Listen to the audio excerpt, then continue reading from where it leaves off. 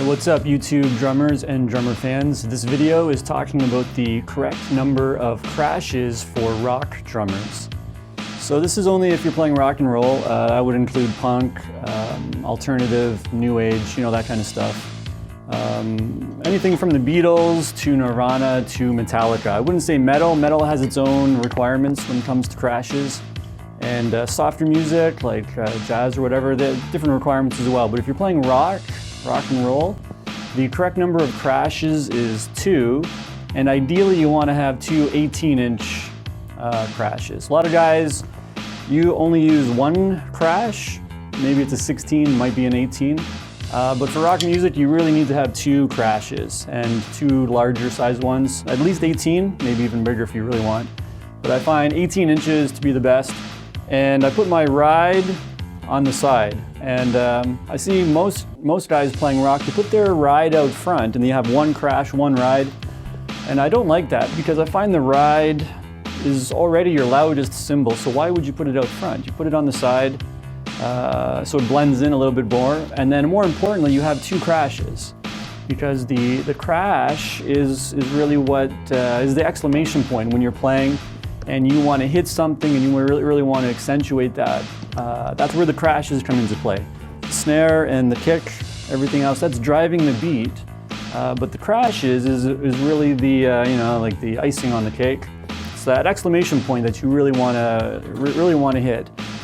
So I find the reason when you have 2 crashes, obviously it's a lot louder than just 1.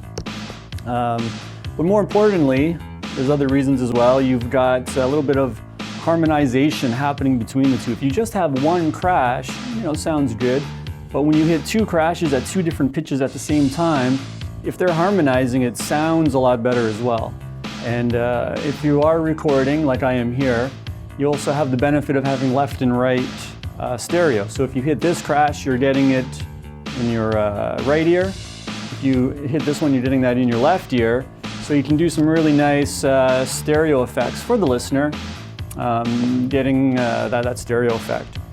And it's nice to have an option if you just want to do a single hit, you can do that, and you can do a single hit there. So it just gives you a lot more options to sort of take it up a bit. And also from a performance standpoint of view, it just looks a lot better as well. If you're in the audience and you see the drummer doing a double smash, it just looks a lot better. It's more energetic, more lively. I remember going to my first concerts when I was 18, 19, whatever it was, and one of the things I remember the most was those cymbals, flopping around, and I thought, oh, that looked pretty cool. So just from an optics point of view, having 2 crashes up front, I think just looks a lot better as well. Okay, so I'm just going to give you a little bit of technique, how I kind of use the double crash. Okay, so the first one obviously is the double crash. This is my favorite one. I find obviously it's better than just a single crash because you have that much more volume and it just looks really good too. What I like to do is sort of come up like this and come down at the same time, so it sounds like. And then the next one, probably my second favorite, is when you want to hit the crash on the 4th beat. Normally that's where you want to accentuate. What I like to do is hit this one on the 3rd beat.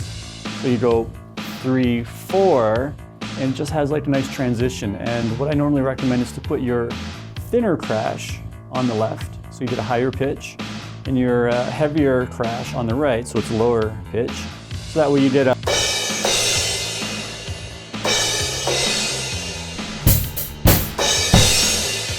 So this is where you're accentuating with the right, but this is just sort of kind of like a warm-up transition into this one.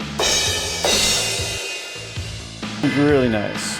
The next one I do is, if this is on your 4th beat, this is what you're hitting on the 4th, instead of hitting this on the 3rd, I hit this on the 3.5. So it's just like a pa-pa.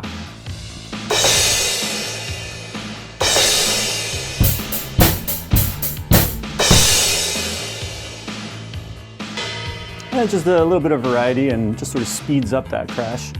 The next one I do is, if this is on my 4th, again, let's say this is on my 4th hit, then I'll do this on the 5th beat, which would be the the first beat of the next measure. So it would be like